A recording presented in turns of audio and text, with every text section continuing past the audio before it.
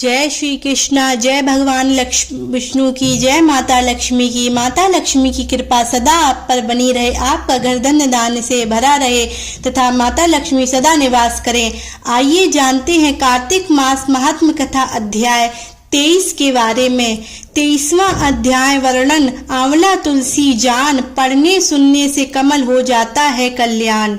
नारद जी बोले, हे राजन, यही कारण है कि कार्तिक मास के व्रत उद्यापन में तुलसी की जड़ में भगवान विष्णु की पूजा की जाती है।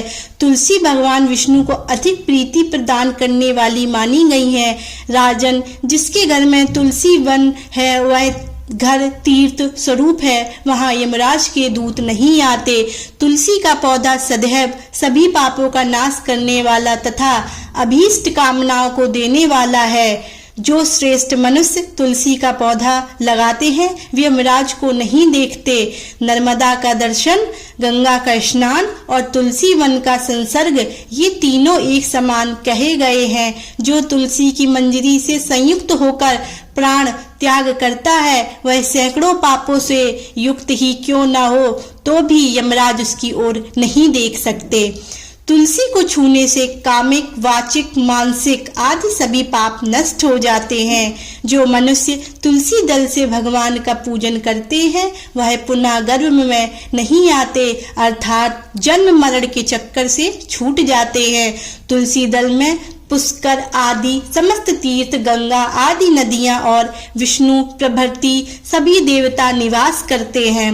हे राजन, जो मनुष्य तुलसी के काष्ठ का चंदन लगाते हैं उन्हें सहज ही मुक्ति प्राप्त हो जाती है और उनके द्वारा किए गए पाप उनके शरीर को छू भी नहीं पाते। जहाँ तुलसी के पौधे की छाया होती है वहीं पितरों की तृप्ति के लिए श्राद्ध करना चाहिए। जिसके मुख में, कान में और मस्तक पर तुलसी का पत्ता दिखाई देता है उसके ऊपर यमराज भी दृष्टि नहीं डाल सकते, फिर दूतों की तो बात ही क्या है। जो प्रतिदिन आदर पूर्वक तुलसी की महिमा सुनता है और वह सब पापों से मुक्त हो ब्रह्म लोक को जाता है। इसी प्रकार आंवले का मान वृक्ष सभी पापों का नाश करने वाला है। आंवले का वृक्ष भगवान विष्णु को प्रिय है।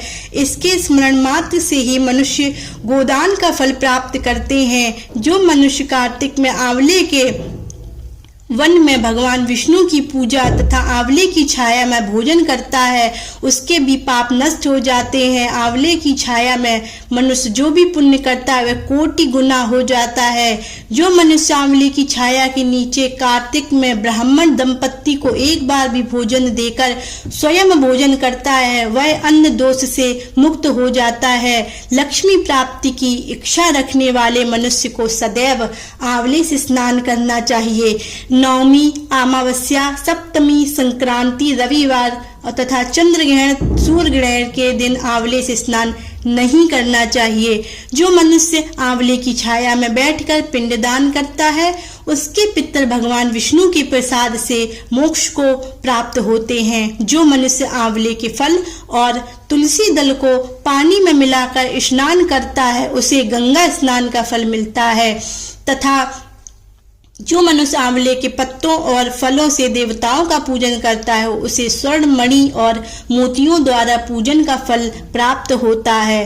कार्तिक मास में जब सूर्य तुला राशि में होता है तब सभी तीर्थ, ऋषि, देवता और सभी यज्ञ आंवले के वृक्ष में वास करते हैं। जो मनुष्य द्वादशी तिथि को तुलसी दल और कार्तिक में आंवले की छाया में बैठकर भोजन करता है उसे 1 वर्ष तक अन्न संसर्ग से उत्पन्न हुए पापों का नाश हो जाता है तथा जो मनुष्य कार्तिक में आंवले की जड़ में विष्णु जी का पूजन करता है उसे श्री विष्णु क्षेत्रों के पूजन का फल प्राप्त होता है।